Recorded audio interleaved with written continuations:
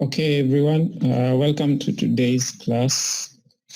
I was waiting for Group B to join. I'm not sure if there is anyone from Group B. Let me check. I hope they have received a link. If you're in Group B, please greet me here on the chat room so that I am sure that we are good to start. Good to go. Okay, fine. I see. Yes, guys from Group B are here. You can also share with the rest. Fine. So today, let's finish our revision. Then now we can be good to go.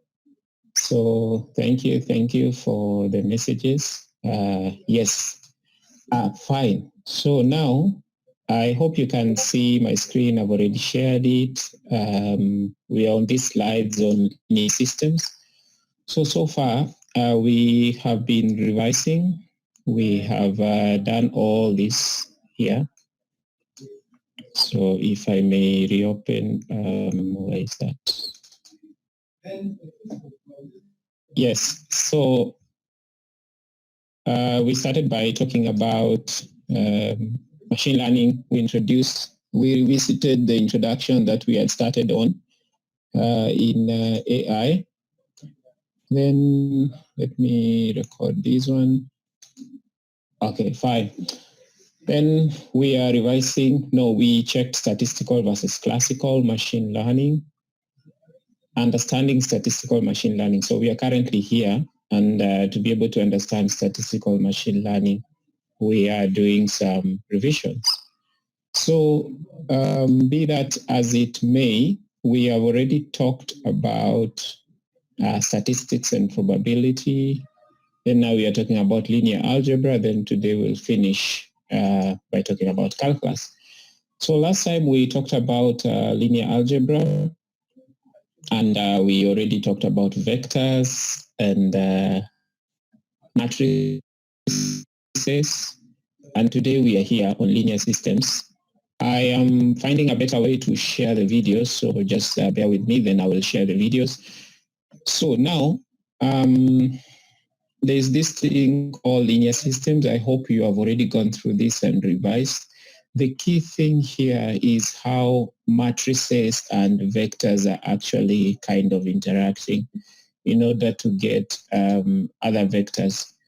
So linear algebra just basically deals with matrices. It looks like this, and also with vectors, which looks like this. Also, as we'll be dealing with a lot of matrices and vectors, and this idea of linear systems is going to be important. So last time we checked on how to find the inverse of a matrix, and we saw this something called a determinant, which we actually revised, okay, the determinant of a matrix. So if a matrix has no determinant, actually it has no inverse. And the reason why we need the inverse of a matrix is for equations like these ones that can be actually used to solve linear systems. So from a linear system that looks like this, a system of linear equations, you can form something called a coefficient matrix by taking the coefficients. We'll do this down here. Then you can actually be able to get its inverse and then solve the equation. So quickly, this one's is for you to revise, but if I may just mention, there are two ways to solve linear systems. There are other ways like graphing, etc. But Cramer's algorithm and Gaussian-Jordan elimination, these are the main ways. So Gaussian-Jordan, you should actually know it, and then maybe Cramer's rule. So again, this is for you to apply. These are the things that we'll be applying. Sometimes you won't be able even to see it, but it is part and parcel of the algorithm that you're implementing. So an example is here. This is how Cramer's works. You have to find the determinant of the coefficient matrix. Then you have to form another matrix from the coefficient matrix by replacing a column So for example, if you're given this one, I don't know, this one is not clear. So for example, you're given, yes, 2, x1, etc. You can see these, you on your end, you can be able to see this one. So if I may maybe put them side by side. So actually, you can be able to solve this one by forming the coefficient matrix. So I'll just form a coefficient matrix right here on my right very quickly, then the rest you can revise. So -2, 3, -1 will be the first row, 1, 2, -3. So this is the matrix we are looking at. Then -2 down here, -1. You're just taking the coefficients and 1. Okay, so this one becomes the coefficient matrix of this linear problem. Then this coefficient matrix, you find its determinant like we did last time. So you can refer to the workings here. Then later on, you'll form another matrix, the way Cramer's algorithm works. For example, to form a matrix called A sub 1. So according to the definition here is that you form the matrix from the original coefficient matrix by replacing its ith column, okay, by y. So y is actually this target that you have here. So instead of -2, 1, -2, you will just form a new matrix with that new column. So it will be now 1 for -3, then 3, 2, -1. The rest remains -1, -3, and 1. Then you also get the determinant of this one. Then to get the first solution, x1, you just divide the determinant of a1 divided by the determinant of a. To get x2, you follow the same, you form a2 to get, and so on and so forth. And that's how it works. So you can actually try to solve for x2 and also for x3. And you will have revised Cramer's algorithm. But Cramer's is still computationally expensive because we said computing determinants of matrices beyond order 3 is very, very expensive. So Gauss-Jordan elimination is like the most efficient way. This one, again, you have to revise how to reduce a matrix into row echelon form, and also how to do back substitution. So quickly, I'll just mention these ones are very easy. There's an example here. You can refer to how the matrix is being reduced. So when a matrix is in row echelon form, it normally looks like the following. So let's say for a 3x3 matrix, the first row, you will force it to start with 1. Then you can have any other values there. Then the second row should start with 0, followed by a 1, followed by anything there. Then the third row can start with a 0, followed by a 0, and then you can have a 1 here, should have a 1 here. No, okay, fine. Yes, so when a matrix is in this form, it is called row echelon form. Then we can actually use this matrix to solve a lot of things. So how do you force a matrix to be to look like this? You use a series of what is called elementary operations. Like, for example, you transform the rows into new rows. For example, you can see here, though it is a bit tiny, so refer to your notes. You see here I have said I did -2 row 1 plus 2 plus row 2 to get the new row 2. In other words, I'm just taking -2 multiplying by whatever value I have in row 1. So here -2 times 1 plus 2. Then I get my new row 2. So I am transforming this second row, okay, until finally I have this format. Then it is this format that you use it, so you refer also to what we have here. Then that is how Gauss-Jordan elimination actually works. So quickly, my interest will be here before I finish this linear algebra. We won't take much time here. So I hope also you watched the video, the link that is there, that I said it's compulsory that you watch. This link that is actually here. Okay, so if you have not watched that one, please, after this class, you need to watch that one.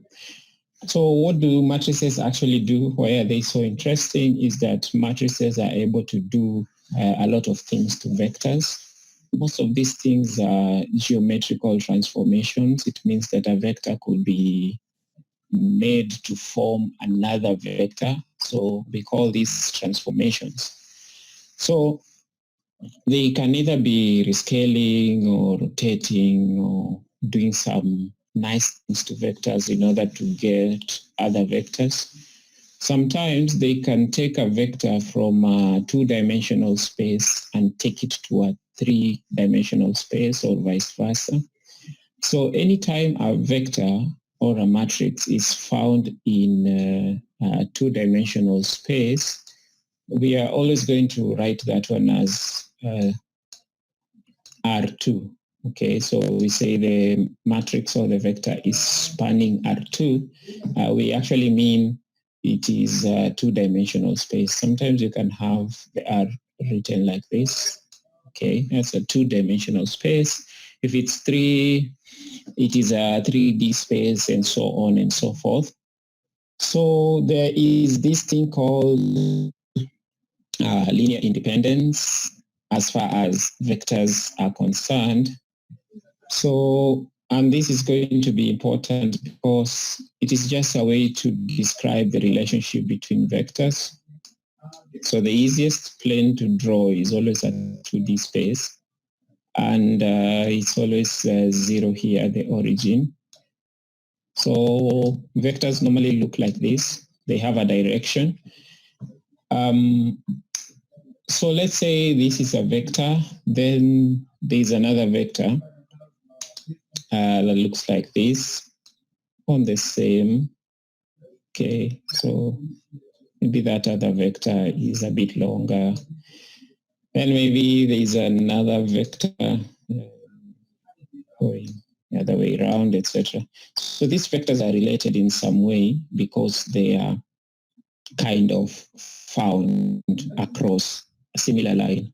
So having vectors being related is actually going to be important because even between this point and this point, whereby we count like this, so x-axis, let's say the value here is 2, and then y-axis, let's say the value here is 3. So we normally just write vector 2, 3, like this.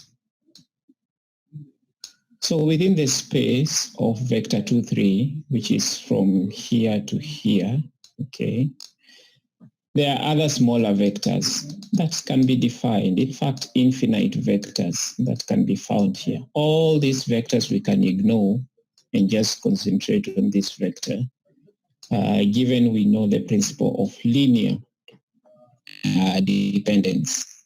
Okay, fine. So you don't have to cram this much again, like we said last time. So linear independence, you can read all the way here, how to prove that a set of vectors are linearly independent. You first have to assume they are linearly dependent, okay? And there is an example here that you can actually follow through if you again watch these two videos that I've posted here. Due to time, you really need to go through this one and actually revise how to prove that not matrices, but actually vectors are either linearly dependent or independent. My focus here will be the things that I've summarized here from my linear algebra notes, okay? Because studying linear algebra could consume time. So over the years that I have gone through linear algebra, I have my notes. So this is where I took most of these and I made these summaries. So we only have solution to linear equations, okay, if the equations are linearly dependent. So they have to depend on each other for us to be able to find. So anytime you find a solution, some linear equations have no solutions. But if they have a solution, it means that those two equations or more are actually dependent on each other. It means they are coming from the same vector. So if the determinant of the coefficient matrix is 0, then the vectors are linearly independent. Okay, so you see the connection between the determinant and the dependency of the vectors, etc. And this is tied together with the coefficient matrix. So these are just things for you to know before you can be able to go through some deep learning or some machine learning classes. So how do we tie that relationship? We tie that relationship by summarizing it here in eigenvalues and eigenvectors. So what is an eigenvalue? This one you have to know. So this is the relationship that we actually have here. If we have a matrix that when you multiply with this vector, it is also the same as having another value, which we call a scalar. A scalar is just a one value multiplied by the same vector. Then the relationship is defined as this. The eigenvalue, okay, is actually this lambda that you have here. And then the eigenvector, okay, is that x, that vector. So we say x is the eigenvector of A, okay, and lambda is the eigenvalue of A, okay. So it means that if I take a given matrix and I multiply it with a vector, it is just the same as taking, so that this matrix is behaving like it is just a single value, okay, a single scalar. And that brings a very, very important relationship.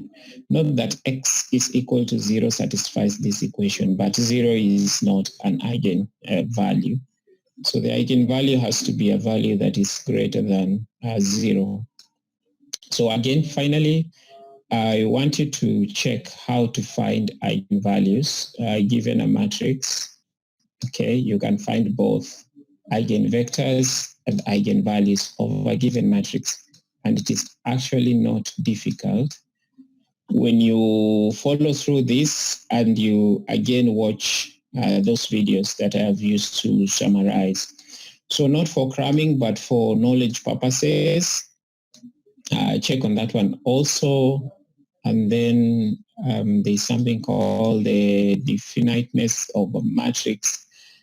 And you can also go through this one and check. These notes are just self-readable and you can actually be able to revise. I don't want us now to spend more time than today on revision. So on matrices and linear algebra and vectors, you can just check them out and then you grab what you can grab so that now we start kind of applying. Today, I want my focus to be on calculus, which is the most important in my view, as far as what you are going to do is concerned. So I just want to switch to calculus very fast. And in calculus, I'm going to revise differential calculus mostly. Then you can revise integral calculus. So the notes are again also there on the e-learning. Here we are going to do a lot, by the way.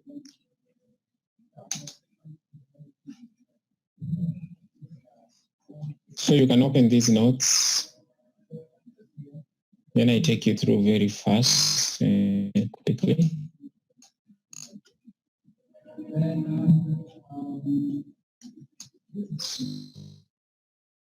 Go all the way up.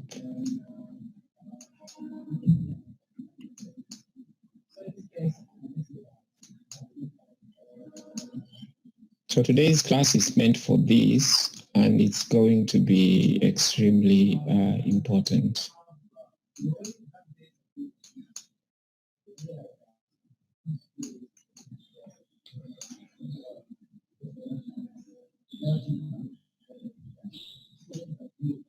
So this is our last mathematical revision.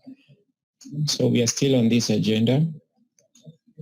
And we are going to revisit functions, limits, differential calculus.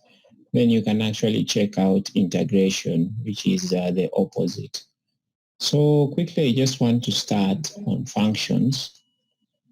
What actually is a function?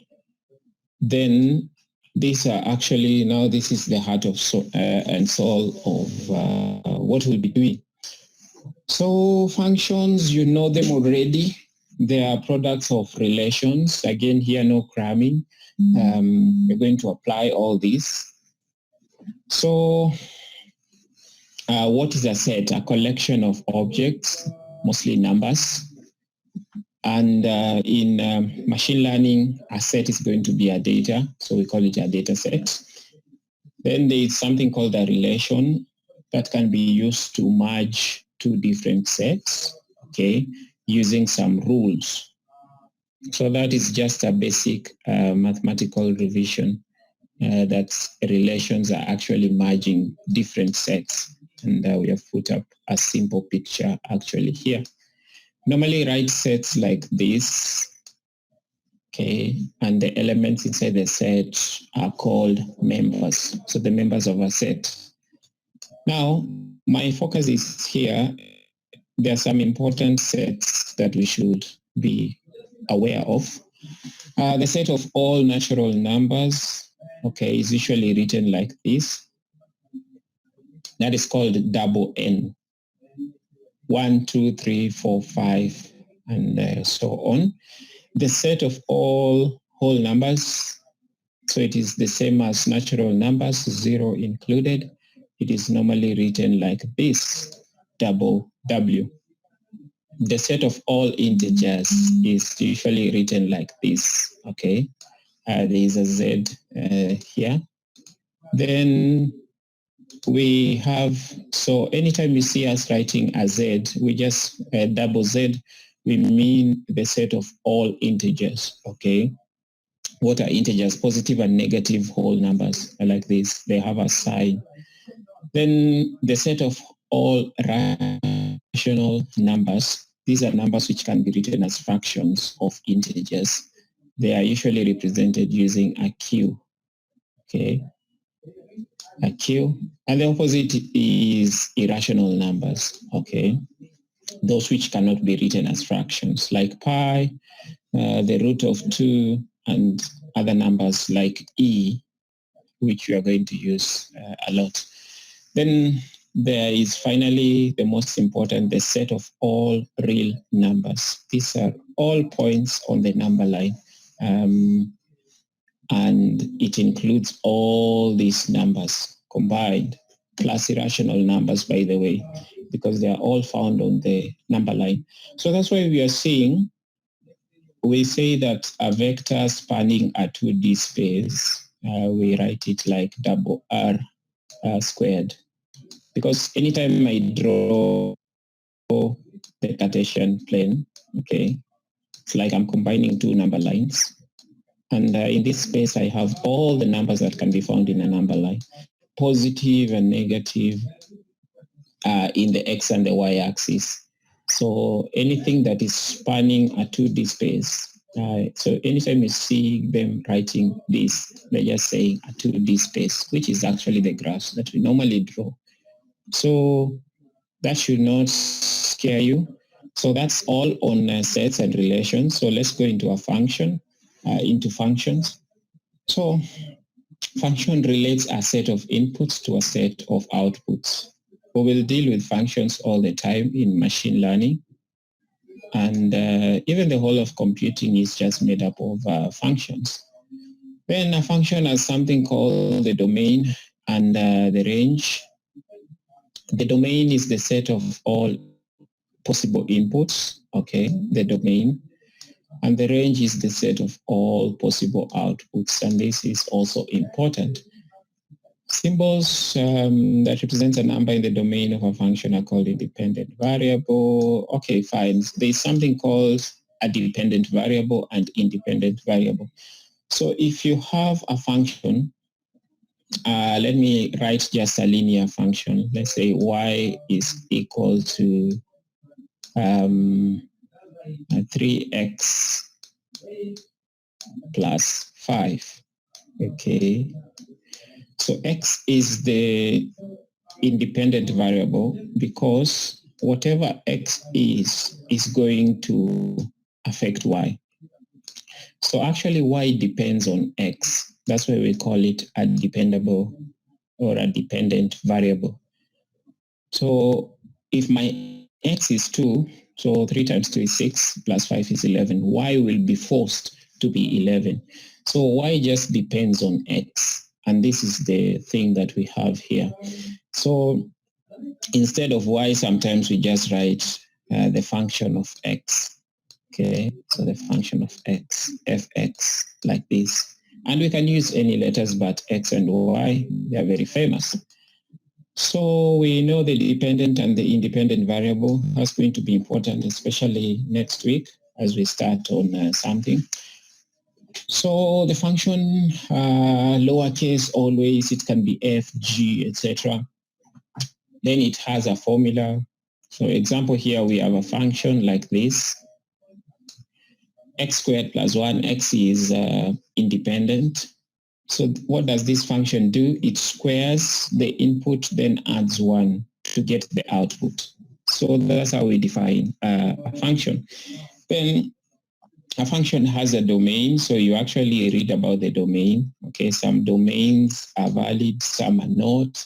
So example, in this function here, the number 5 cannot be part of the domain because it leads to division by 0. So if x is 5 in this function, 5 minus 5 is going to be 0. Then 3 divided by 0 will be undefined. So this function will not have a value when x is 5. So what happens is that x is equal to 5 is kind of excluded from the domain. So we say the domain of this function is all real numbers except x is equal to 5. So x can never be equal to 5 as far as this function is concerned. That's how important the domain is. So if you draw this graph of this function, at the point x is equal to 5, this graph will be distorted or discontinuous. So we have more examples here. Recall the range. The range is related to the output. It's a set of all possible outputs. So some functions cannot produce some values. That's just the way it is. For example, f of x is equal to x squared. It can never produce negative outputs because you are getting the input and you're squaring it. So even if x is negative 2, negative 2 squared is still a positive number. So it is still equal to 4. So when I draw this graph, you see this is the graph of the function. It looks like this. So it means that the moment I look at a graph, I can know the domain. Some values will never be obtained from this function. That is going to be extremely important. Look at the function fx is equal to the sine of x, okay? Sine of x. The range is between 1 and negative 1. The domain is infinite. You can have any number. You can get its sign.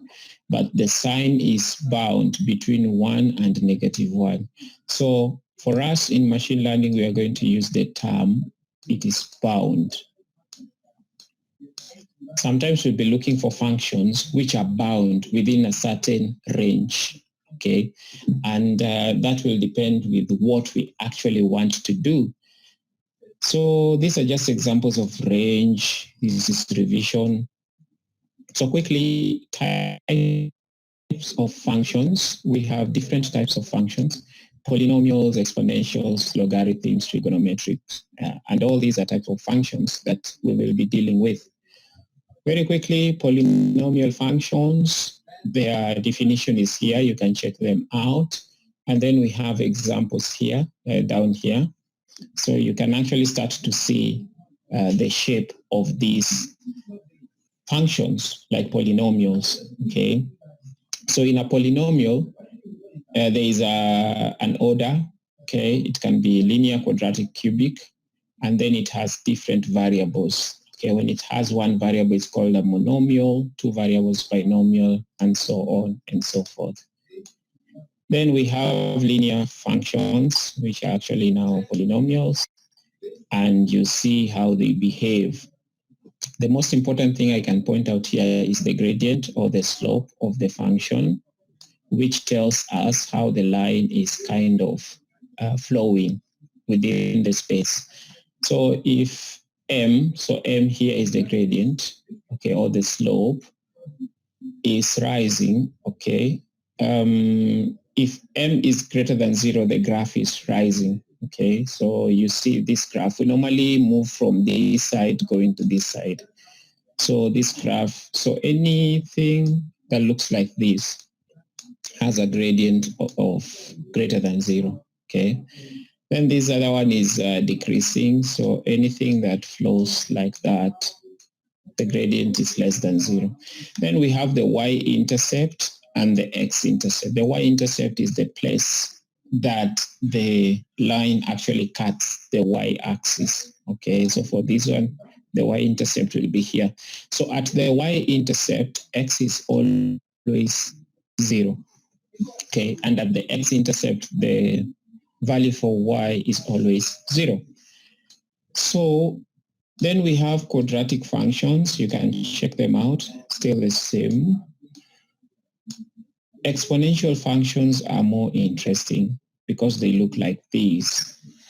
So for the exponential function, whereby you have a base, this base is a variable and the index or the power is no, the base is a constant, the power is a variable. So the y-intercept of all exponential functions is always 0, 1. Okay. It will always cut the y-axis at point 1 for all exponential functions. And there is a reason here. Because a number raised to power 0 is 1, okay? We say that in the y-axis, no, in the y-intercept, x is always equal to 0. So we just usually ask if x is 0, what's the value of y? So you substitute that 0 here, you actually get 1. So all exponential functions, they pass at point 0, 1. Then all exponential functions, again, they pass through point 1a because a number raised to power 1 is that number. So this makes it easy to sketch any given exponential function without having to plot all the values. You can actually be able to sketch. So even if I was asked to sketch the curve of y is equal to 6 raised to power x, I know that the curve passes through these 2 points, and I actually know the shape. So it is very easy to actually sketch that one. These ones are called exponential functions. Logarithmic functions are the inverse of exponential functions. So we just change everything. All logarithmic functions pass through point 1, 0, and a1, and they're the inverse. Okay, so you see it's like the opposite. How do we define logarithmic function? It's defined like this. Y is equal to the log base of a of x. Okay. So logarithmic are the inverse. Then we have some other funny functions like rational functions. F of x is equal to 1 over x, or the inverse of x. Look at how this function looks like.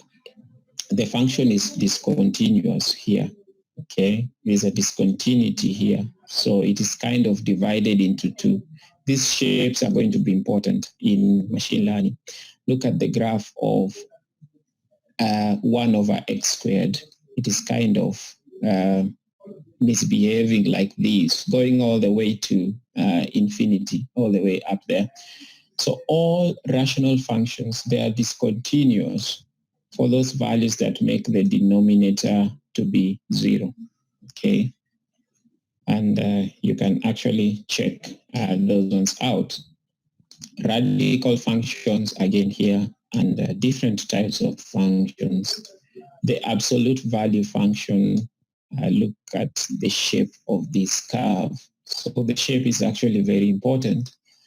So for example here, if I say find f of 2, okay, so when x is 2, this function just say absolute 2, which is actually equal to 2.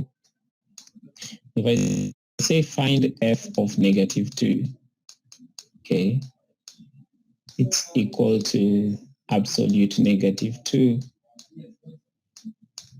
which is actually equal to 2. So absolute means that you just count, you ignore the direction or the sign. So when x is negative 2, you see y is still 2 up there. That's what gives this function that funny shape. Then finally, we have trigonometric functions. These are going to be extremely important on functions. So let me summarize them here. Might not have opened in the way that I wanted it to open. Let me get PDF. So for trigonometric functions, I want you to focus on a number of stuff. Why is this important? Some people will be analyzing audio data. You will actually be dealing with trigonometric functions. So I hope you remember the trigonometric ratios, which again, you don't have to cram.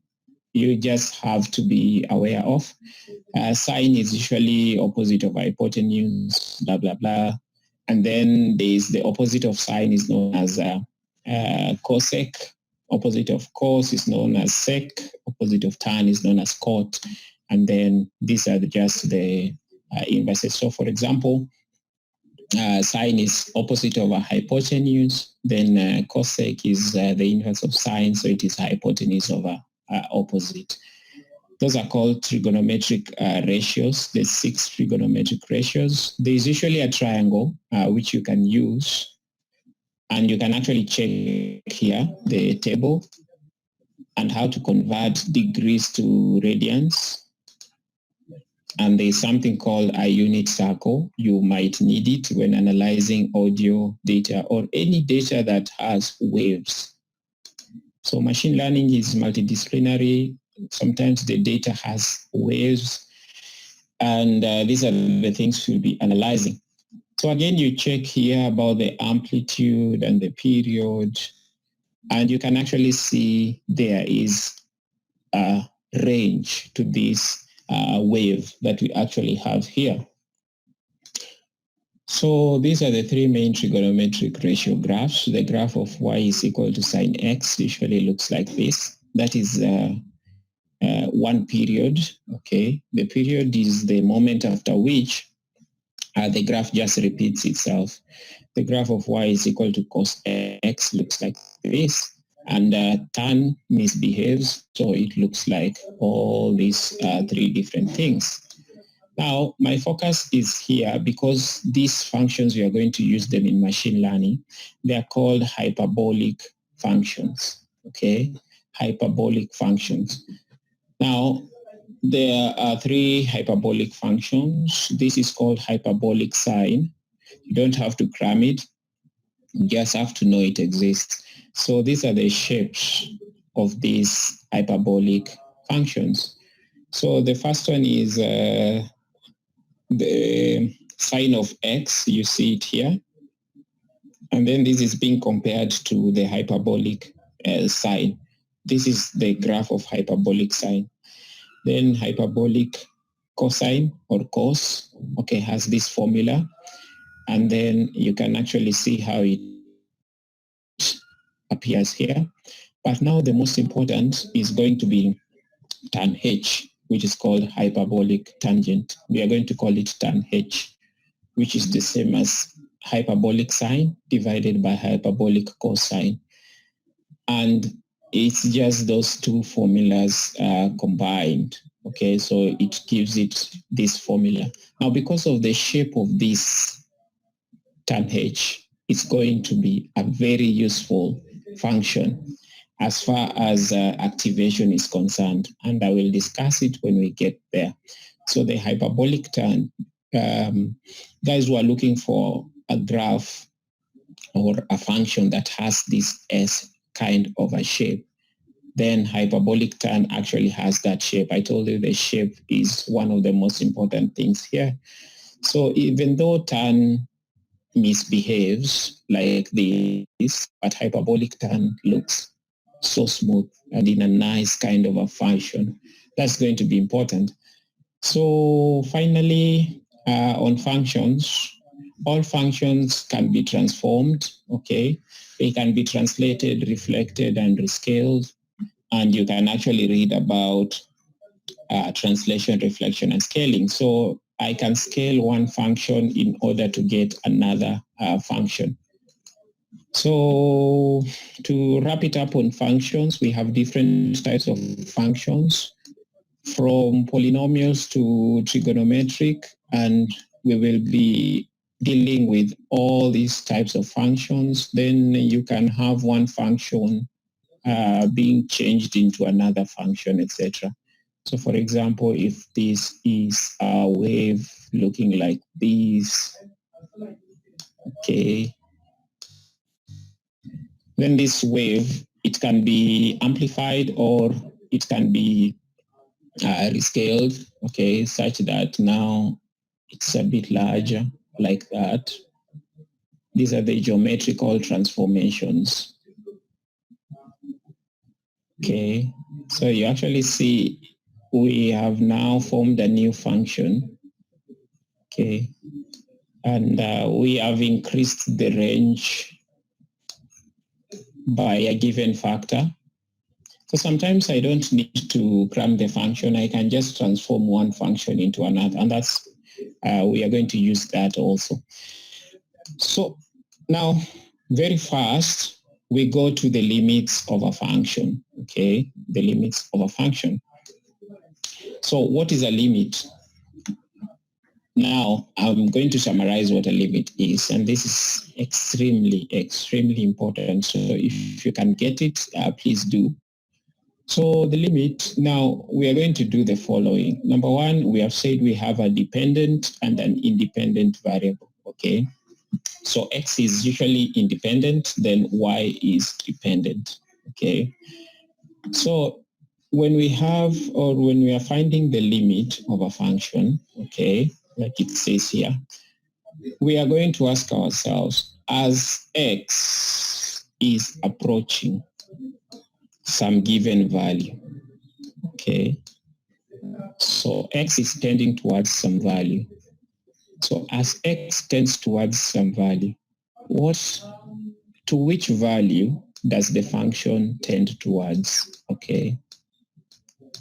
So if x is moving towards number 2, closer and closer to 2, this function, it's getting closer and closer to which value?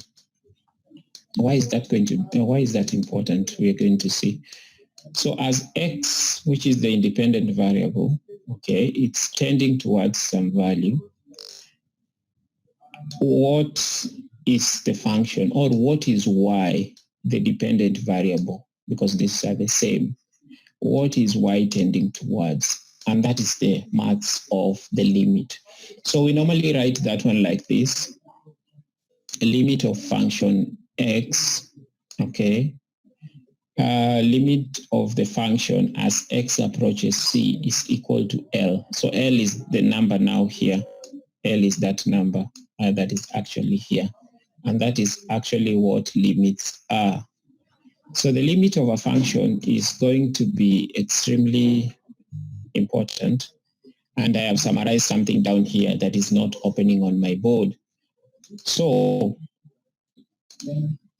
having known what limits are and what they try to find, please revise how you are able to find limits. Okay, how do I find limits of a function? I try to approach the function from the lower side and from the upper side, and the two are equal to each other. Then we are actually going to say this function has a limit. Sometimes the limit does not exist, okay?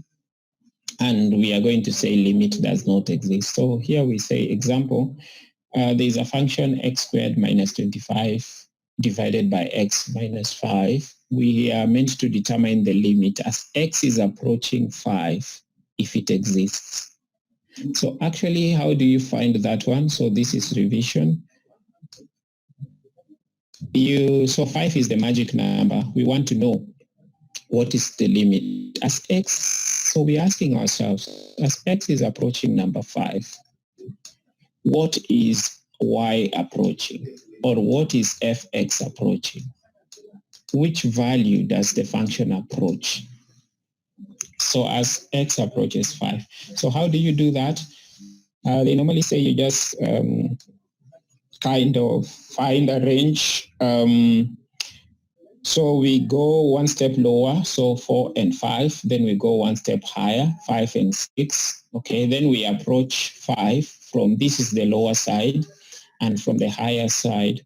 Then we check if they are converging to some value, then we will say that is the limit. So the easiest way is to do a table. So you see these are the values of x getting closer and closer to 5. So we started with 4, see 4 here, then we increase a little bit, 4.235, then we go to 4.9, then we go to 4.99999. This sign here means that don't give it a 5. Okay, so it is the limit as x is approaching, but never get to 5. So as x, when x is 4, what is y? You just substitute this value to the function. So you say 4 squared minus 25 divided by 4 minus 5, and then you'll actually get a 9, like here. Also, you get all these values. Then also on the other side, here we are meant to start with 6, but this example started with a 7. No offense, it is still the same thing. But on this side, you are decreasing. So you are going from 7 to 6 point to 5 point to 5.00 something. So you decrease on this side, so you're getting closer to 5 from the upper side and from the lower side. Then we see the values that are here.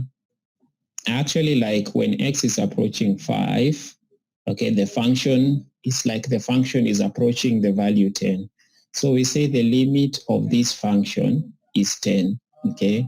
So how do we interpret that? As x is getting closer to number 5, y is getting closer to 10.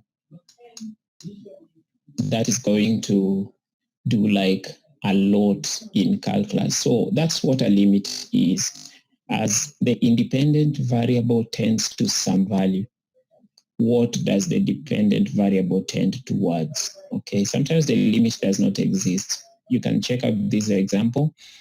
We try to follow from below and from above, and then we saw this is 8, this is 11, and then we normally just say D and E.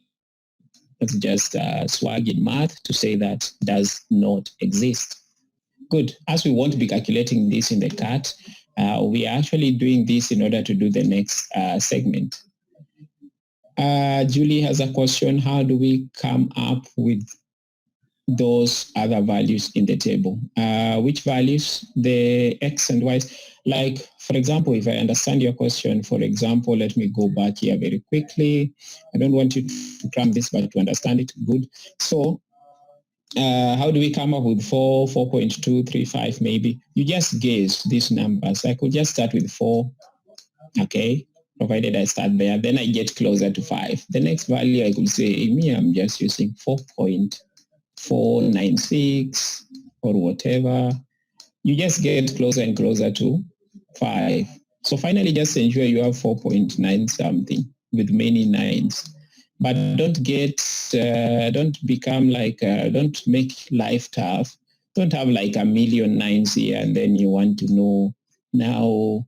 No, it's an estimation kind of a technique. Okay, it's an estimation. Okay, fine. So Julie is okay now. So in case you have any question, feel free to call. It's not a mathematical class, it's revision. So very quickly, we know what limits are. That's the main thing. I want you to know what a limit is and maybe how you can get a limit. Then you can read here how to get all these limits, okay?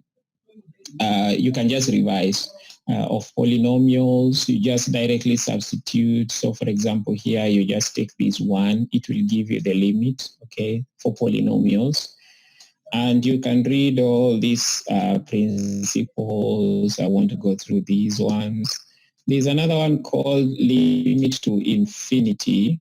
Okay, so the question here is that as x gets very large, okay, it's tending towards infinity. Okay, so the question here is that is answered by the limit. Which value does y get towards? What does y approach? As we get closer and closer to infinity, as x becomes very large, what does y become?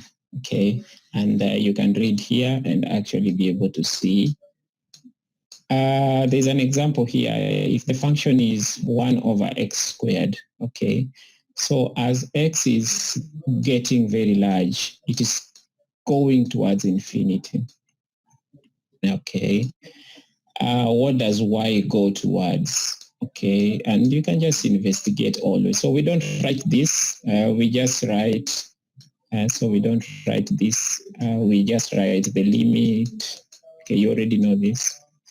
As x approaches infinity, okay, of function f, function x. Function x is what I'm using as y here. And then this is going now to be here. Okay, fine.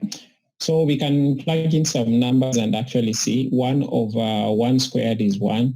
1 over 10 squared is this number. So the number gets smaller and smaller and smaller. So we can just conclude and say the limit as x approaches infinity of this function is equal to 0. It means as x is approaching infinity, then y is getting closer and closer to 0. It's approaching 0.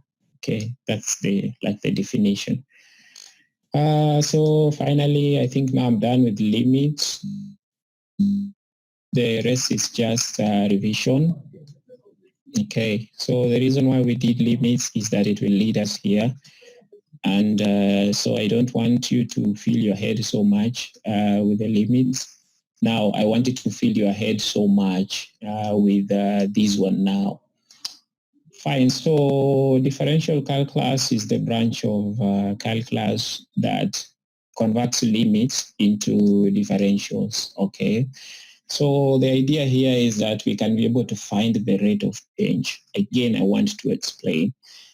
Have it behind, not behind, have it at the back of your head that there are two things here, okay? Number one, in functions, that is, there is something that is called an independent variable. That is something that I want you to stick this week, next week, and always. Okay, there is an independent variable. Independent means free. It's on its own, normally an x. Then there's a dependent variable. Dependent variable is always waiting. It will depend on the value of x so that we can know what y is. So what is the rate of change? Okay, it refers to the change of one quantity with respect to another quantity. So differential calculus, this is what it studies, okay? How does y change when x changes? Okay, if I change x by 2, what will be the change on y? Okay, that is differential calculus summarized. So you actually see the knowledge of limits is actually very important because it's related. We will get to a point whereby next week as we start, where the independent variables can be more than one. Could have x1, x2, x3, etc. But the dependent variable will always be one, a single one. Anyway, very fast, you can revise these ones, how to get the difference between 2 points on a curve. There's a graph here that can help you through. If I have 2 points, P1 and P2, I can actually get the distance along that line, okay? Remember we were just doing, and this was the gradient, by the way. If I have coordinates x1 and y1 for the first point, let's say that is for P1, and then I have x2 and y2, let's say that is for P2. So these are just points in this graph. So to get the gradient or the distance, etc., we just normally used to subtract, okay, this and that divided by the subtraction of this and that. Okay, that's what is kind of happening here. Okay, that is what is kind of happening here. Yes, someone is calling in. Let me see. Okay, fine. So very quickly, so this is not something to spend a lot of time in, but when you're revising, I want you just to pay attention to calculus because it forms a lot in the foundation. So you can look at all this. Now, out of all these, the kind of equations that are formed here, and this thing called a h, which is the distance between this point and that point, is where now finally we form this equation, okay, the limit, so you can actually revise that one. And then we are able to get now the differential formulas. So I will skip this point. I want to derive how you move from here to here, but it is something that I will want you to just check and be interested in. My summary is actually here. The average rate of change is the secant line. There's something called a secant, but the instantaneous rate of change. So there's the average rate, this one that I've just explained. Then there's the instantaneous rate. The instantaneous rate is the rate at a point, which is going to be our focus. It's defined by another line called a tangent. So us will be interested by the rate of change at a point, okay, a particular point. So to be able to do that, we are not going to do what we did up there. But this is how we get the formulas for doing differential calculus. This line is going to be twisted, somehow transformed until it sits so well on this point that we're interested in, like so. And this line is what is called the tangent line. You don't have to cram that one. Okay, tangent. Good. And then this line, the slope of this line, the slope is going to define the differentiation of that, of this curve, the original curve, of which I won't spend time in. So from here, I want you now to move all the way down here. I won't go through that example. I will go exactly right here. So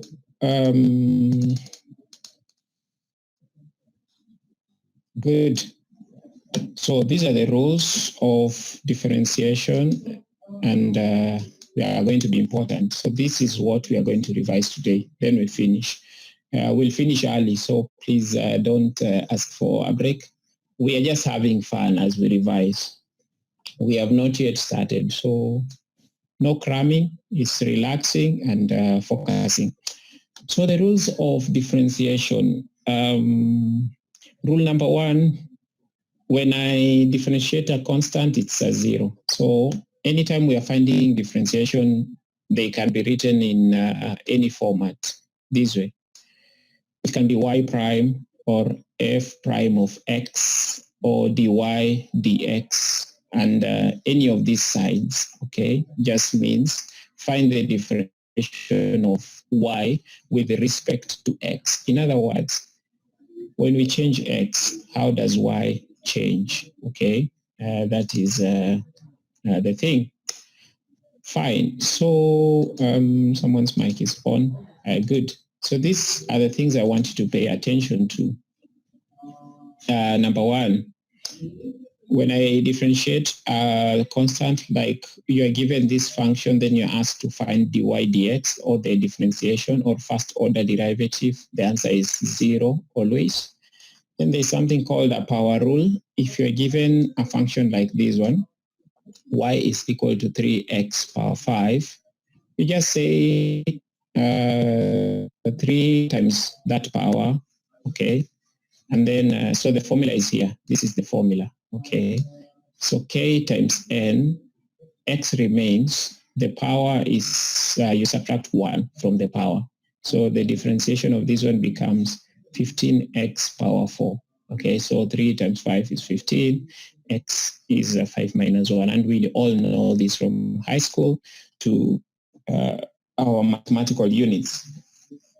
Good. Rule number 3, the derivatives of polynomials is done term by term. Okay, so you just do term by term. That might not be clear here, so switch to this one.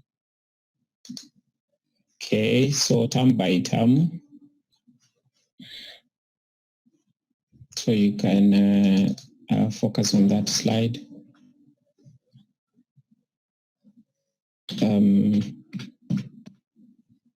Okay, fine. Rule number 3. So differentiate this function x squared into 4x minus 3. Okay, you can open the brackets. So 4x cubed minus 3x squared, this is a polynomial function. Okay, so the dy dx, you just deal with this term and that term. So this term is actually 4 times 3. Remember the power rule, x 3 minus 1, so it is going to be 12x squared minus 6x. These ones are easy. We can close our eyes and actually do dy dx. The product rule, now this is where it all starts. If I have two functions like these, two functions being multiplied to each other, this is what is called the product rule. You take the first function as it is, you multiply by the derivative of the second function. Okay, you can put brackets here. Then you add the second function, multiply by the derivative of the first function. You kind of interchange. That is called the product rule. The product rule. That is going to be extremely important in finding a lot of derivatives. So for example, if you're asked to do the following, find dy dx or the y prime of 7 minus 3x brackets and then 3 minus 5x brackets. These are like two functions. So you can actually use the product rule here. Okay, so the product rule, please have it in mind. And I've organized my calculations like this. First function, it's derivative. Second function is derivative. Then I'm using now the knowledge of the product rule, and after multiplying, I get now dy dx is equal to this one. Okay. Then rule number 5 is called the quotient rule, another important rule. If I have two functions, okay, and there's a division here, y is equal to first function divided by the second function, then the derivative is this denominator function multiplied by the derivative of the upper function, numerator, minus f of x times the derivative of, okay, and then gx squared, okay. So this is called the quotient rule, very important again. So y prime of 3x plus 5, 3 minus 5x, okay, again I do like a table, then I combine them in that formula, and then finally I get this one. Sometimes you don't have to simplify further. Then finally, another important one is called the chain rule, okay. So if I have a function in this format, okay, there is a constant and then the function raised to a power, then I can just open it up like this. Okay, I can have k times n, the power. The function remains n minus 1 like we have the power rule, but now remember to multiply it with the derivative of the function again. So that can help us to do things like this one, okay. So to do something like that, again, a table can help me, and then I will end up with the answer like this one that I have here. So now, then finally, you can be able now to combine the rules. Okay, so here automatically it's like we will use the quotient rule, okay, from the look of things. Because there's a division involved. But now when we're dealing with this bottom side, okay, we have to apply the rule, another rule again. So you actually see how we have done this function, okay? So there are many ways that you can be able to do a function and then finally end up with a given answer by combining the different rules. So you actually see some derivations are actually a bit tricky. So by combining all the rules and by going through all the processes, just want to give you a few examples. And then after that, we finish on the derivative. So fine. So let me get a few examples on calculus 1.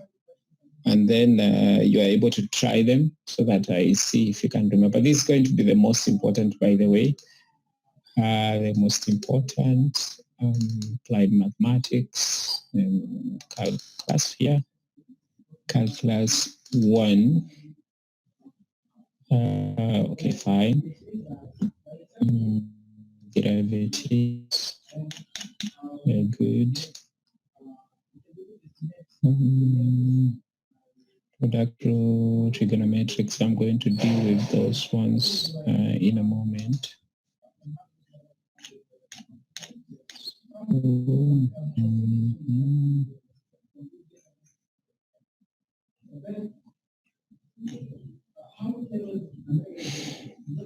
Okay, fine. So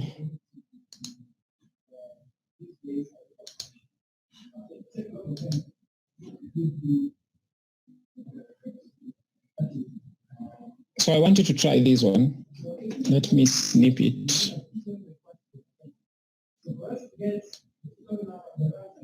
No, let me snip it this way.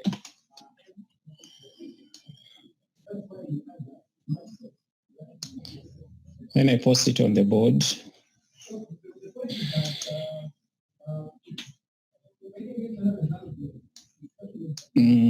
Sorry. Okay, fine.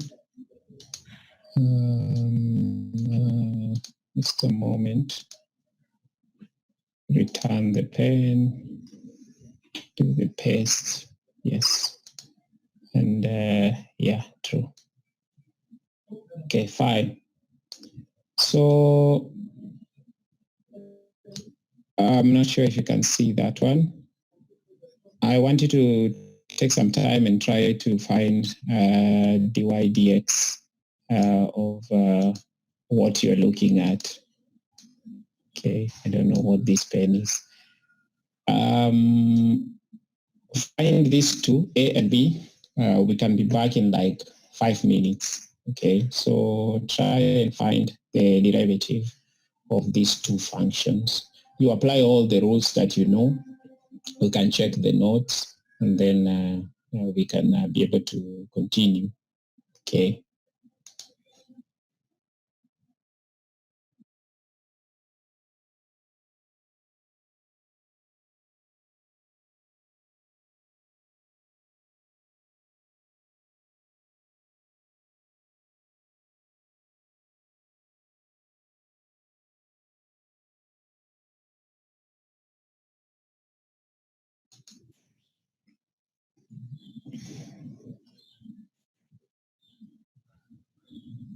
Okay, fine. I'm actually back. Anyone with the first one? What is the derivative of y prime? And which rules did you actually use? So actually here you can call in.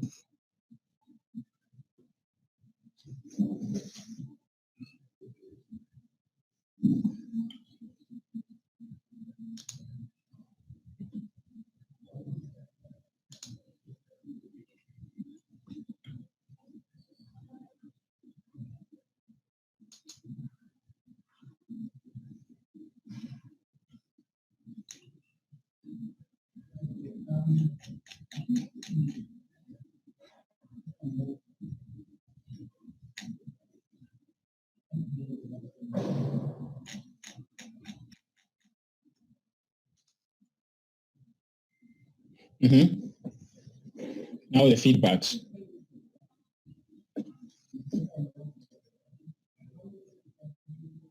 Either the first one or the second one. The second one is very easy. Very easy. One is the product rule.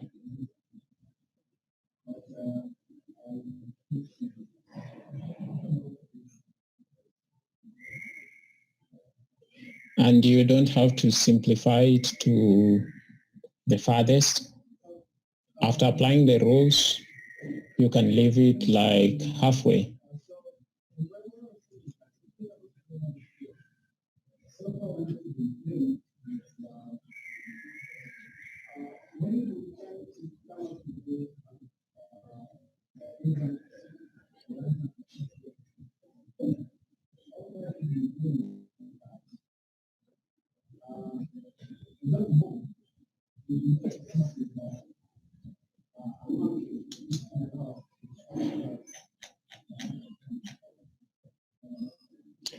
Yes, anyone with an answer?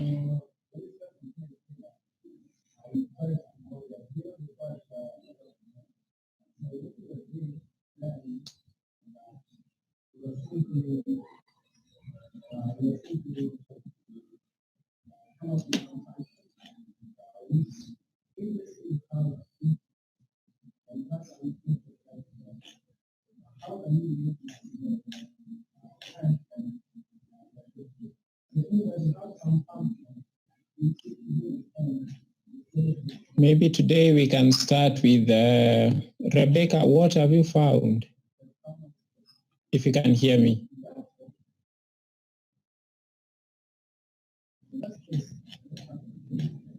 Rebecca?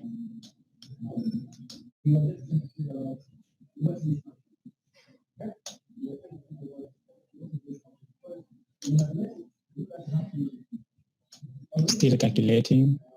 Okay. Meanwhile, let me see.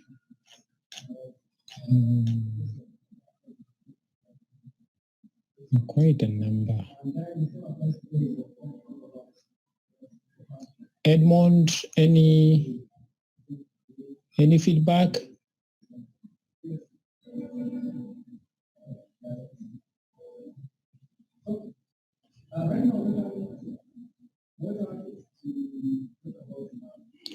Roseanne.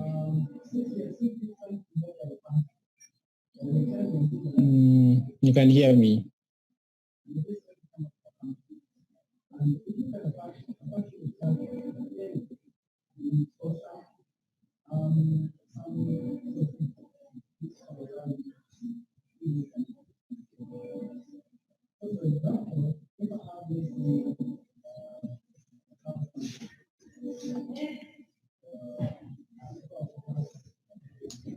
Yes, Isaac. Okay, for the second one. Yes, the second one is easy. I used product rule. Yes. So the first function for me was 6x cubed minus x. Yes. And then so for its derivative, I got 18x squared minus 1. Yes. Then the second function was 10 minus... wait. 18x squared. Yes, minus 1. Yes, minus 1. Good. Then the second function was 10 minus 20x. Yes.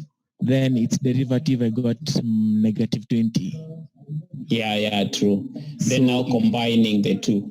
Yeah, so combining the two, okay, I didn't do it to its simplest form. I just got 6x cubed minus x multiplied by negative 20. Okay. Plus 10 minus 20x. Yes. Multiplied by 18x squared minus 1. Yeah, true. Okay, then you notice that when you open the brackets, you'll be able to get something there. Yes. Yeah, true. Very, very good. So, yes, actually the product rule and how you use it. Thank you, Isaac. Julie, also your hand was up. Same. Second one. Yeah, it was the second one. Okay. You have the simplest form. Yeah, I have the simplest form, which is okay. Negative 480x cubed. Negative 480x cubed. Plus 180x squared. 180x squared. Plus 40x. Plus 40x. Minus 10. Minus 10. Yeah.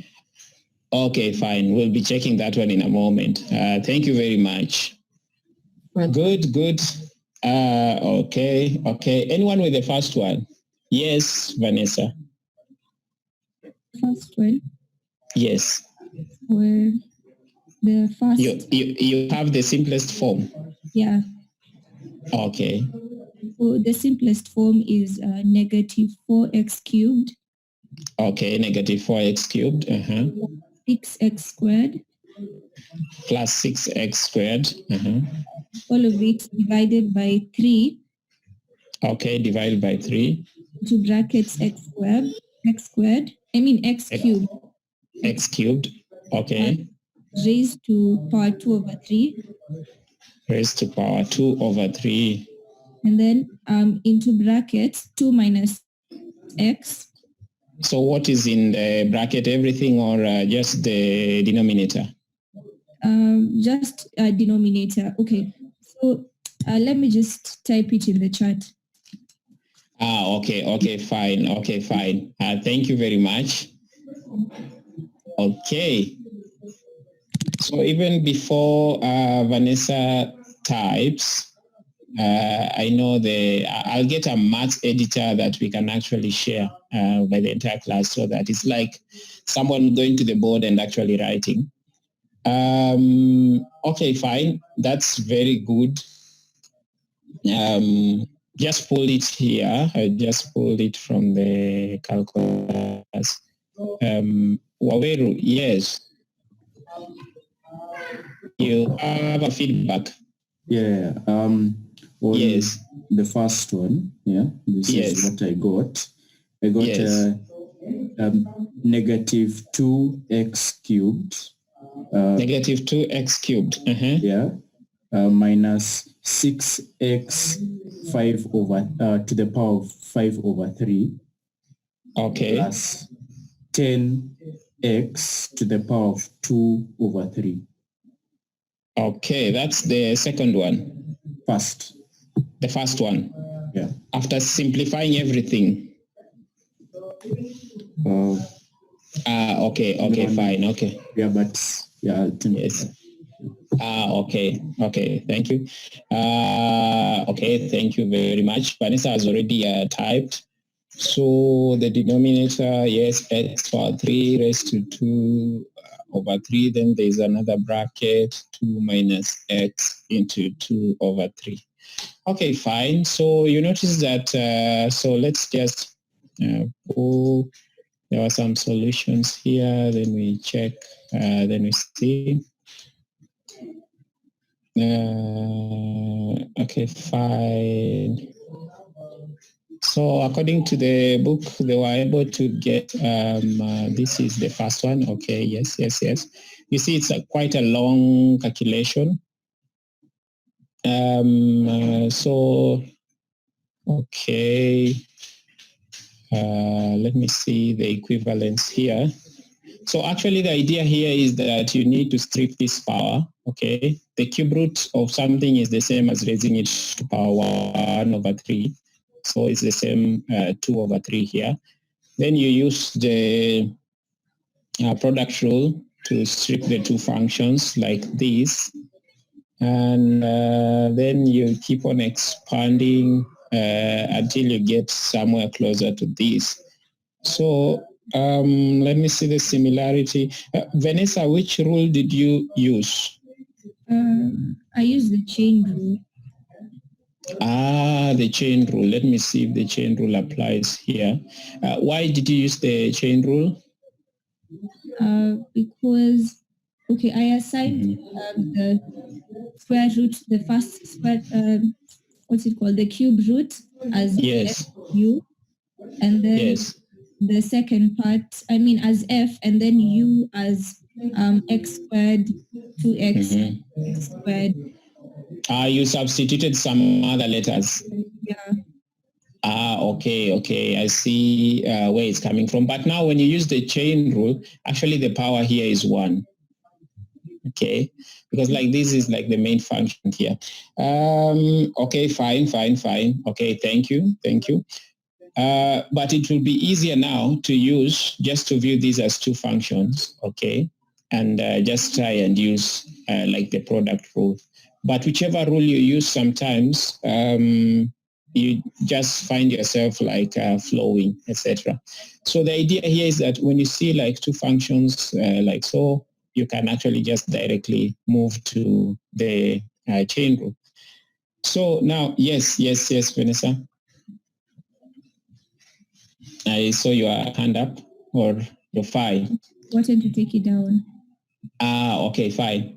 So now, for example, here, there are two functions. So I can use the product rule, that is the product rule, or I can just open the brackets. Then I do just like a normal polynomial.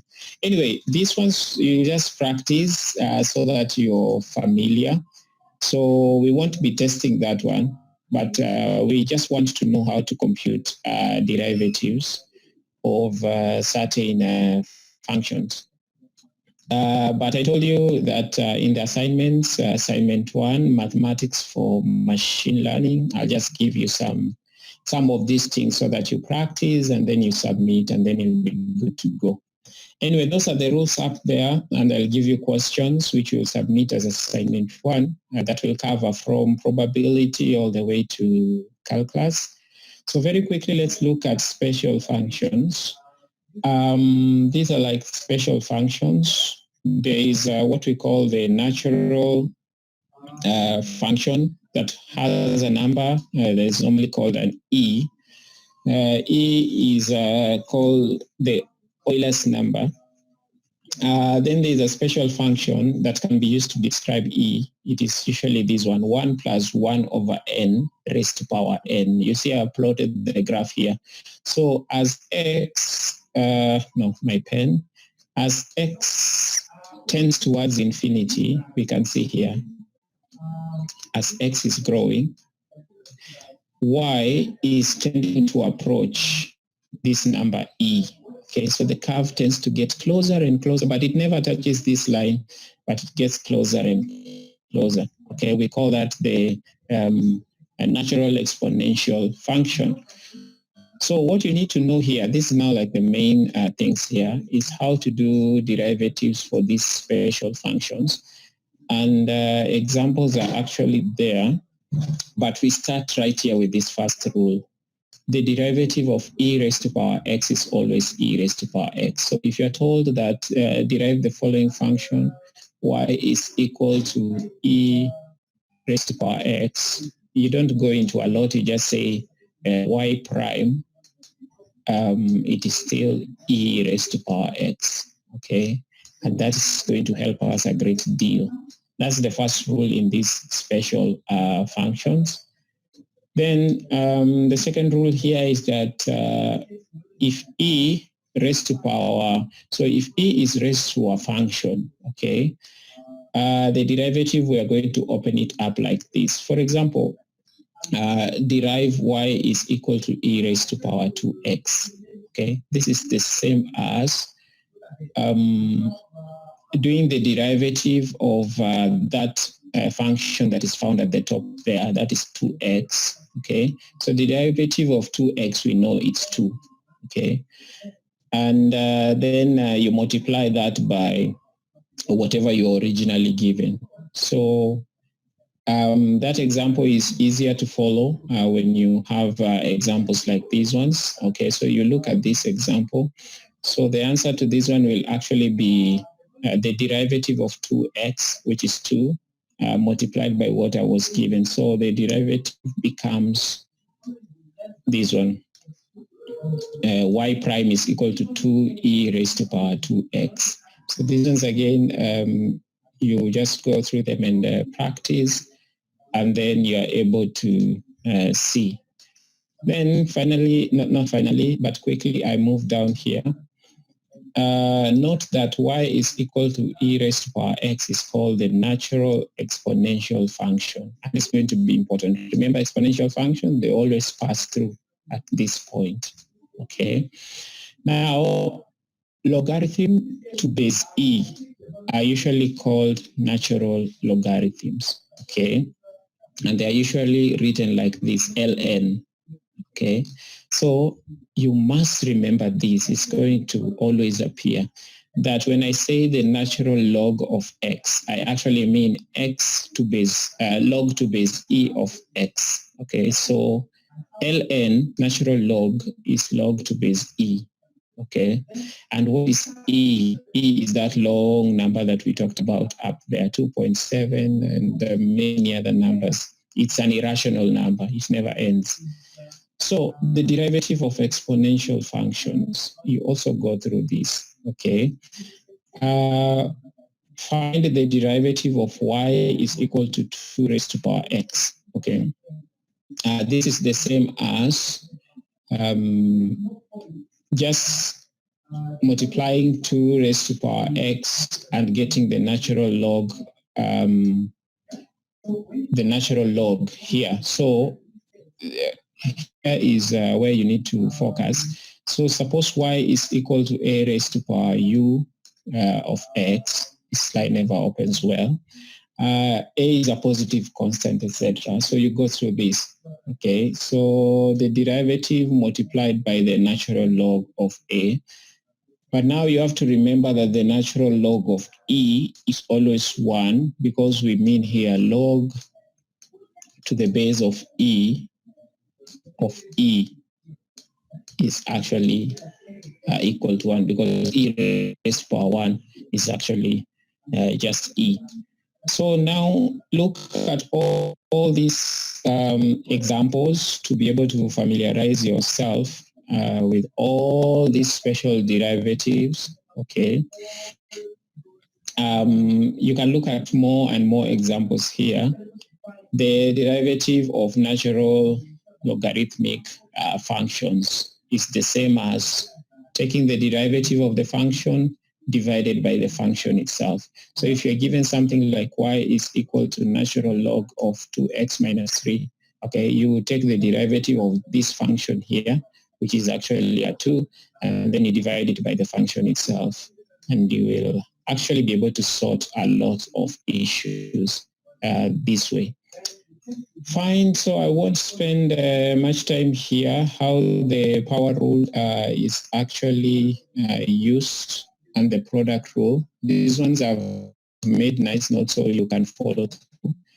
My next stop will actually be here, the derivative of trigonometric functions, because we can't control the type of data we'll be handling, And when we are handling waves, we will actually have to know all these derivatives. So we are not computing them. We are just summarizing. The derivative of sine x is usually cos x. Okay. The derivative of tan x is usually sec squared of x. And you can look at all this and be able to see when I get the first derivative of cos x, I will always get negative sine x.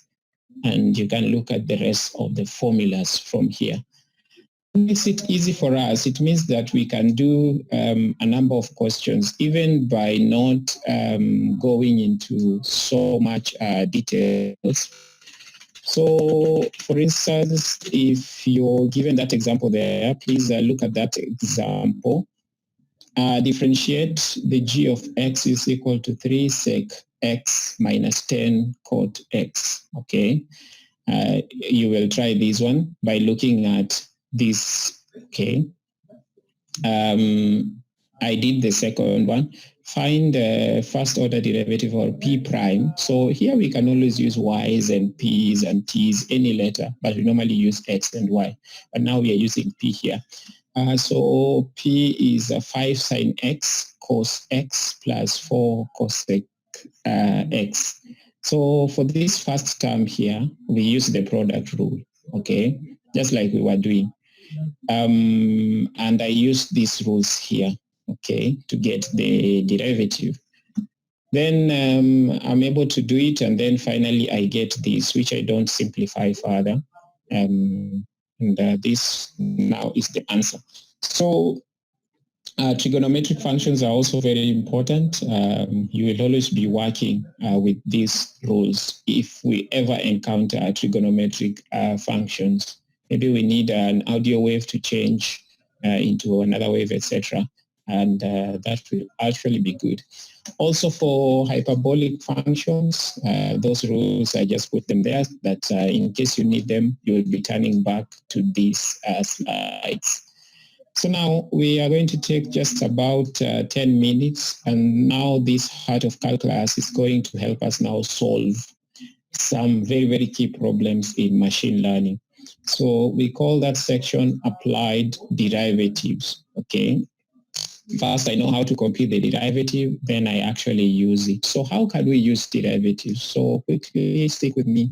We'll be done in a moment.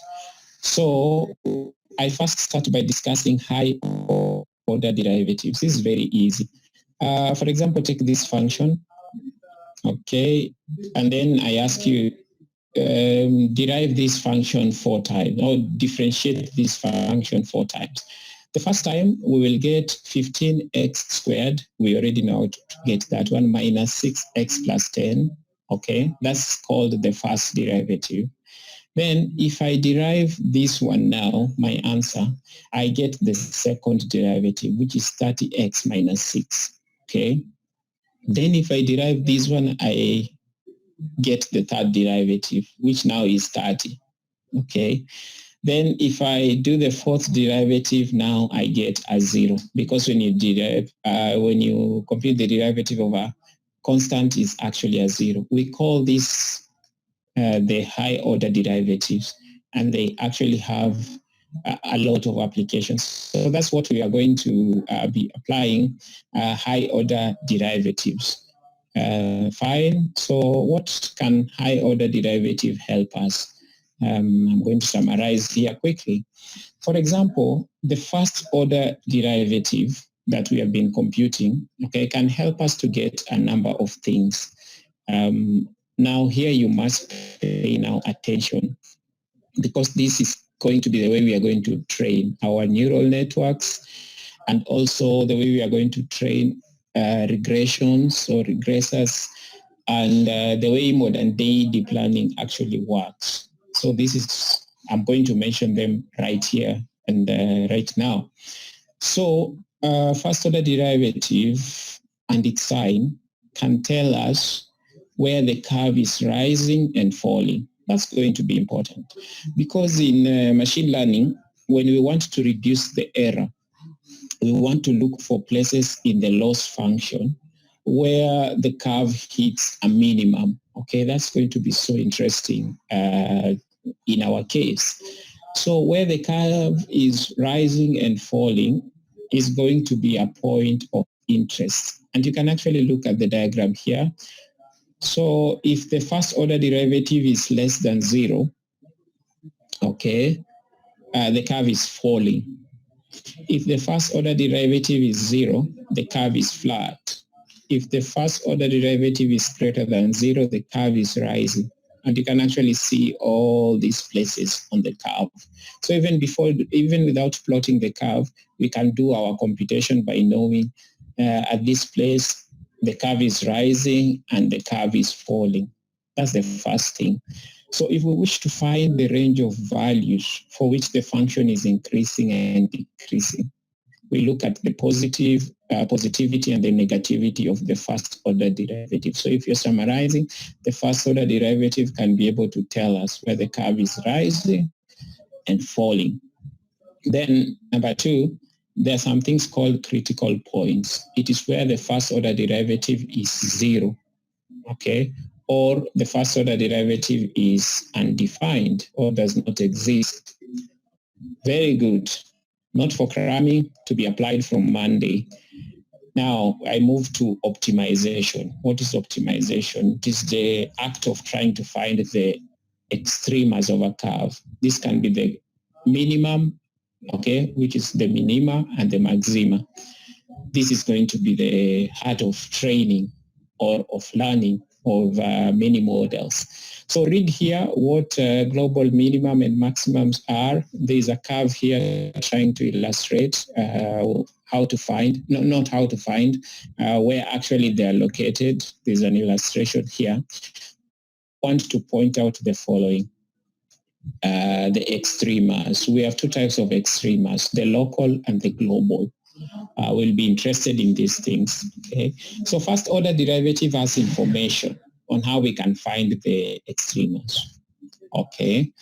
And you can read here, if the sign of f prime of x, which is the first order derivative, changes from negative to positive. Okay. And you can actually read these 2 points here. They're actually very important. If the curve, the first order derivative changes from positive to negative, it means we are going to feed some values here and then try and check how is this derivative behaving. Is it changing from negative to positive? Then we can actually know how to get the maxima and the minima. There's an example here. Please do this example. The questions I'll give you, they will test these ones, okay? And actually you're able to see. So first you get the first order derivative, it's here, 3x squared minus 12x. That one we know how to get it. Then to get the critical values, you're going to set this first order derivative equal to 0, like this. Then using your knowledge of quadratics, okay, equations, you will get the critical points by solving that equation. You'll get the first critical point is when x is 0. The second one is when x is 4. Okay. Then after getting those 2 critical points, these are the points of focus. Okay. These are the candidates of where the minima and the maxima are. Okay. And that's going to be important. So why is 0 important? Because the dy dx or the derivative, they actually get the slope of the curve. And when the curve is flat, there is no slope, okay? So you can write, there is no slope on a flat curve, okay? So actually these places where there is no slope, these are the places of interest. This is where either our minimum value is hit, okay, or our maximum value is hit. Okay, those are the candidates. That's why they're called critical points. And that is extremely important as a summary from calculus. So these critical points, you can find them this way. There's an example here. So first order derivative has some information. Now, what information does second order derivative contain? Now, even better, second order derivative carries more information about these extremas. It will be our point of interest. So if the second order derivative is greater than 0, then that is the local minimum, okay, at that particular point of C. If the second order derivative is less than 0, that is the maxima, okay? So you can actually see less than is the maximum, it's like the opposite. Greater than is the minimum. Notice with second order derivative, we now avoid the number line and so many tables, okay? So you can actually see how I did that. After getting the critical points, I just fix, you see C is the critical point. So I fix my critical points here, okay, in the second order derivative. So the second order derivative of the function given above is this one, 6x minus 12. And the critical points are 0 and 4. So I just fix 0 here first. Then I find the value. If I fix 0 here as 6 multiplied by 0 is 0, so I remain with negative 12. It tells me that the local maxima is hit at this point. If x is 4, fix it here. Then I hit at 12, then I say this is the minimum point. Okay, so the second order derivative carries more information about how to get the minimas of a graph. Okay, fine. So read where we can't use second order derivative, and then finally how to get the global and the, global maxima and the minima. These ones you can now revise as you go through more examples here. And very final one here is how to find the points of inflection. I will again summarize. So we have our curve, like normally drawing an S, like this. Then let's say the curve continues, and so on. Okay, so there's a minima here. Okay, there's a minimum point here. Let me get a different pen. Then there's a maximum point here. Okay, there's a maximum point here. But now the point of inflection is somewhere here, where the curve, so you see from the minima, the curve starts rising. Okay. Then after it hits a maxima, it starts falling immediately. Okay, it's falling. But now there's a middle point always, because this curve is going to fall somewhere. Somehow there's a point where this curve stopped rising and then it started falling. Okay, that's the point of inflection. The very point, and it's usually hidden, you can't see it most likely. There is a point here where the curve, the rate of change, stopped from rapidly rising and it started to fall slowly, slowly, slowly, then faster, faster, faster. And that's the instantaneous rate of change can help you to get the point of inflection. The exact point where this curve stopped rising and started falling. And at the point of inflection, the second order derivative is 0. And you can actually also revise that one. It's going to be of interest for us as we start training the models. Good. So fine. There are more examples here on how to find the critical points, point of inflections, and maxima and minima, either global or local. And these are the things I'll be testing in machine learning mathematics.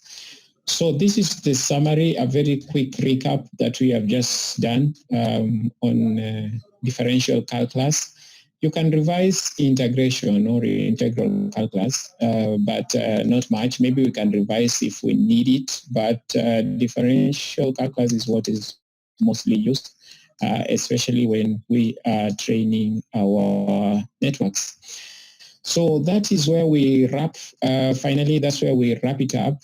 The revisions. So now, just a very quick recap. So if I may go all the way back here. Yes, fine. So we have actually talked about this from last week, okay, and also this one. And today we just finished trying to understand statistical machine learning, etc. Now on this application actually is what we are going to apply as we go through. And also on Monday, I'll be able to talk about the labs and the lab preparations. So actually to help you to recap and revise well from all the things that I've been mentioning, I'm going to upload some questions, I think by tomorrow. So check e-learning by tomorrow. It will be individual assignments, calculations, mathematics for machine learning. Then I will also give you the date to be able to submit. That will be our assignment for revision. So on Monday, we begin immediately on the following. So what are we going to do on Monday? We are going to do the following. So from the outline, we are going to do computational learning theory. Okay. And I told you I'll be combining the works of week 2, 3, 4, and 5, 6, and 7 interchangeably. Okay. The next place I will be jumping to is here. Okay. So you don't want to miss it as we start. You also want to prepare your devices, ensure you are good to go. We'll be working online anyway. So, but still you can install all that you can install here. But we'll be using Google Colabs, and that's why we'll be coding from Monday, immediately from Monday. So Monday, I will want to look at learning theory, okay? And I will combine that with regression, linear logistic regressions, plus I will combine that all the way to Friday using state machines and Markovian models. But our first task will be on regression. So I'll talk about regression so much. But before I talk about regression, I will be tying it together with the theory behind machine learning. So I'll be talking about models, training and testing sets. I'll be talking about hyperparameters. I'll be talking about the loss function and how to optimize and how to learn. And we'll be talking about so much. So this class actually begins on Monday. So for now, that's all for the revision. Now let me see what we have here. On the attachment, I hope everything was shared with you, so you can just read the document clearly, and then you are able now to submit your report before 30th April. That's the deadline. There's a link, so you also check on that link. It's there on e-learning. Then part 2 of the assignment will be on the documentaries that I posted. So again, there I will set something. So you need to watch all those documentaries, etc. Very fine. Is there any pressing issue, any question as we prepare to meet on Monday? There being none, I think today we can end it there and rest and be on the lookout for the questions on e-learning. Anyway, I'll send a WhatsApp message and then that will be enough. I see guys already commenting with their numbers. This is always also another way to just know that you're there with me. The other ways to check attendance, but I like this one. So please just comment so that I'm also feeling nice that I'm not lonely. This tough and tough times. Take care, stay safe, and yeah, we'll always be there to help. Thank you very much. Enjoy the rest of your day, and we start officially on Monday. Thank you.